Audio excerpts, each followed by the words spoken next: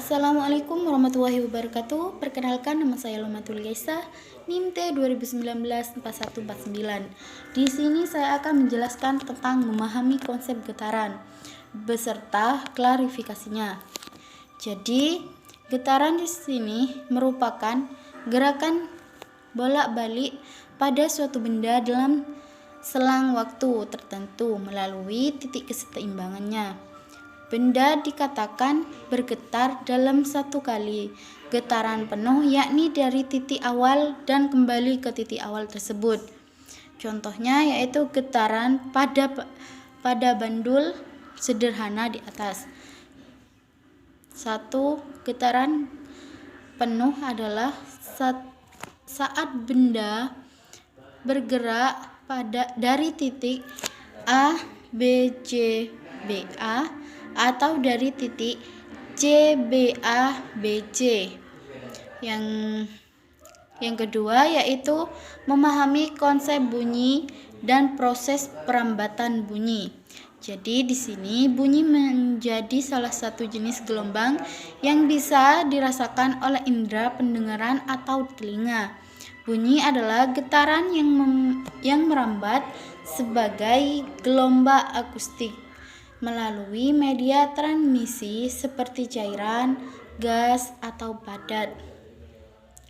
Dari ilmu fisika, bunyi awalnya dihasilkan oleh sumber bunyi atau benda yang bergetar. Kemudian benda tersebut akan menggetarkan molekul-molekul ke udara yang ada di sekitarnya. Ada beberapa syarat yang harus diketahui agar bunyi bisa terdengar oleh telinga. Di antaranya, 1. Ada benda bergetar atau sumber bunyi. Yang kedua, ada medium yang merambatkan bunyi. Yang ketiga, ada penerimaan yang berada di dalam jangkauan sumber bunyi. Sejatinya cepat rambat bunyi cukup terbatas. Bahkan cepat rambat bunyi lebih kecil dibandingkan cepat rambat cahaya. Karena itulah bunyi memerlukan waktu untuk berpindah dari satu tempat ke tempat yang lain. Bunyi bisa dikembalikan dengan beberapa ciri ketentuan. Di antaranya, yang pertama merupakan gelombang longitudinal. Yang kedua, tidak bisa merambat pada ruang hampa. Yang ketiga, bisa mengalami ronasi dan pemantulan. Yang keempat, kecepatan rambatnya dipengaruhi kerapatan medium perambatan. Contohnya yaitu ketika menyelam di dalam air, bunyi bisa terdengar. Yang kedua contohnya yaitu bunyi bisa merambat lewat benang dan gelas. Yang ketiga yaitu pemantulan bunyi. Pemantulan bunyi merupakan suatu gelombang sehingga bunyi mengalami pemantulan. Berikut ini adalah jenis-jenis bunyi pantulan. Yang pertama, bunyi yang memperkuat bunyi asli.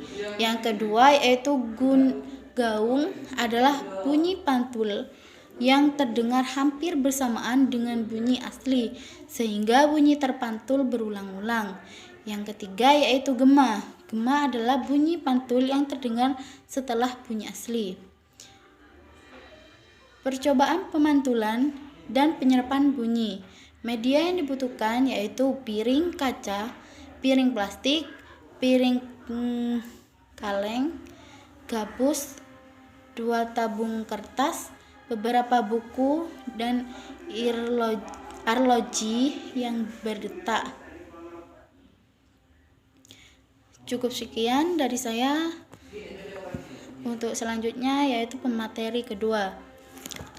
Assalamualaikum warahmatullahi wabarakatuh. Di sini saya Nurhami Kirbillah, NIM T 2019-4150 akan melanjutkan presentator yang pertama. Selanjutnya yaitu membahas tentang gelombang transversal. Gelombang transversal adalah gelombang yang memiliki arah perambatan tegak lurus dengan arah getaran medium yang dilaluinya. Karakteristik gelombang transversal ada 2, yaitu yang pertama, arah rambatan gelombang transversal tegak lurus dengan arah getarannya. Yang kedua yaitu bentuk dari gelombang transversal itu bukit dan lembah. Contoh dari gelombang transversal yaitu seperti ketika ada air yang tenang dijatuhi batu. Nah, itu bisa menimbulkan gelombang transversal, yang dimana permukaan air yang tenang tersebut akan menimbulkan gelombang bukit dan lembahnya yang biasa disebut dengan perut dan simpul. Yang selanjutnya yaitu ada gelombang longitudinal, di mana gelombang ini memiliki arah getaran yang berimpit dan sejajar dengan arah rambat gelombang.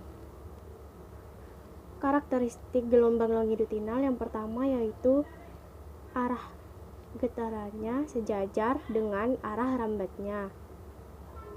Yang kedua yaitu gelombang longitudinal berbentuk rapatan dan tegangan. Contoh dari gelombang longitudinal yaitu seperti gelombang bunyi, di mana bunyi merubah kerapatan udara sehingga dapat menggetarkan gendang telinga, di mana setelah itu akan menimbulkan bunyi yang dapat didengar oleh gendang telinga. Selanjutnya yaitu jenis-jenis sumber bunyi.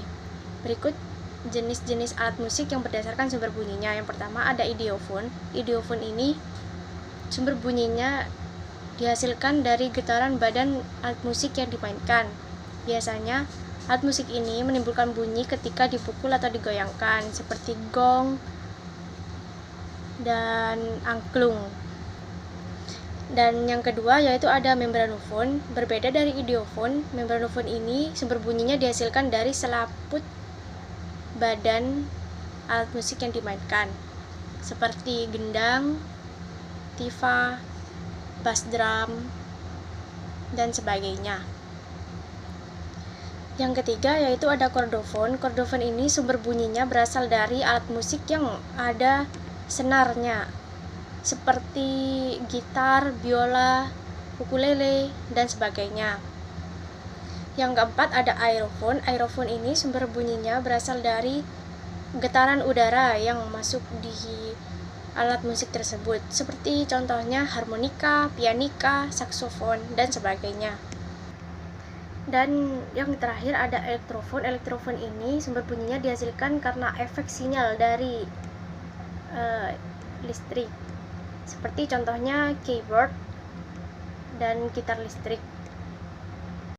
Assalamualaikum warahmatullahi wabarakatuh. Perkenalkan, nama saya Siti Anunia, NIM T 2019-4144. Saya di sini akan menerangkan tentang gaun, gema, gaun, dan pantul beserta ayat-ayat Al-Quran. Saya di sini akan menerangkan tentang gema. Gema ialah terdengar bunyi pantul setelah bunyi asli selesai diucapkan. Gema biasanya terjadi saat bunyi dibuat dari jarak atau jarak jauh yang di depannya terdapat terbing atau gedung tinggi. Sementara gaun merupakan suatu bunyi pantul yang datang sebelum bunyi asli selesai dibuat. Gema dan gaun merupakan dua jenis pantulan suara yang bisa ditangkap telinga manusia. Kedua istilah tersebut sering dikenal dalam pelajaran fisika. Gema ialah terdengar bunyi pantul setelah bunyi asli selesai diucapkan. Gema biasanya terjadi saat bunyi pantul yang datang asli selesai dibuat. Terus saya di sini akan menerangkan tentang gaun. Gaun yaitu sementara gaun merupakan suatu bunyi pantul yang datang sebelum bunyi asli selesai dibuat. Terjadinya gaun disebabkan karena penghalang gelombang memiliki jarak yang dekat dengan sumber suara. Saat kita mengeluarkan sebuah suara terdengar, kita mendengar suara pantulan-pantulan tersebut bisa berupa gema atau gaun. Terus di sini ada kalanya datangnya bunyi pantul. Perbedaan gema dan gaun juga terletak dari datangnya bunyi pantul. Gema akan muncul setelah sumber suara atau suara yang diteriakkan selesai dilakukan. Suara yang terdengar akan lebih jelas dan lebih keras.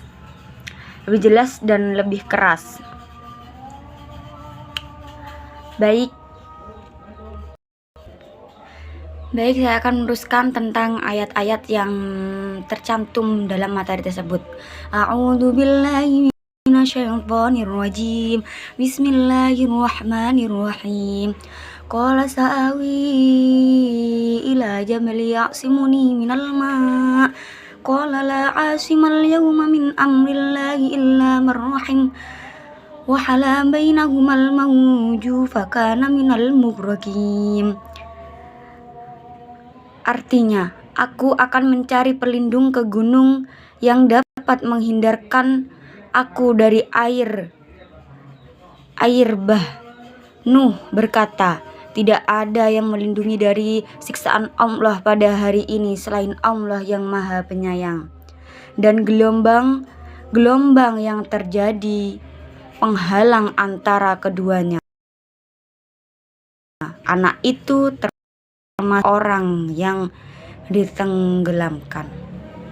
Ayat yang tadi ini adalah QS Hud ayat 43. Yang kedua yaitu dari surat Hud ayat 94. Walamma jaa amruna najjayna syu'aiban walladzina amanu ma'ahu birahmatin minna wa akhadhatil ladzina zalamu sayhatu fa asbahu fi diyarihim jasimin. Dan tatkala datang azab kami selamatkan Syu'aib dan orang-orang yang beriman bersama-sama dengan dia dengan rahmat dari dibinasakan oleh satu suara yang mengutur, lalu jadilah mereka mati bergelimpangan di rumahnya. Sekian dari saya. Bila ada kesalahan dari kata-kata saya, mohon dimaafkan. Assalamualaikum warahmatullahi wabarakatuh. Asimal yawma min amrillahi illa man rahim.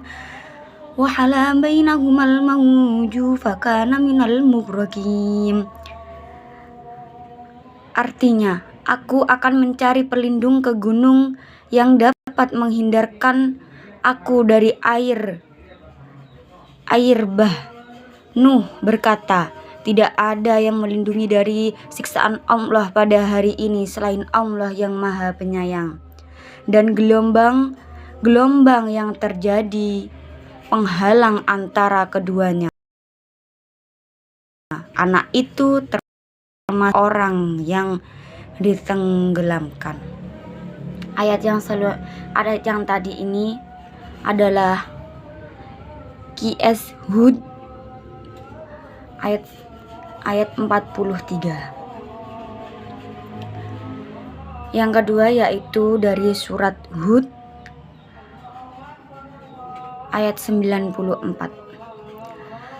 Walamma jaa amruna najjayna syu'aiban walladzina amanu birahmatin minna wa akhadhatil ladzina zalamu sayhatu fa asbahu fi diyarihim jasimin. Dan tatkala datang azab kami selamatkan Syu'aib dan orang-orang yang beriman bersama-sama dengan dia dengan rahmat dari dibinasakan oleh satu suara yang mengutur, lalu jadilah mereka mati bergelimpangan di rumahnya. Sekian dari saya. Bila ada kesalahan dari kata-kata saya, mohon dimaafkan. Wassalamualaikum warahmatullahi wabarakatuh.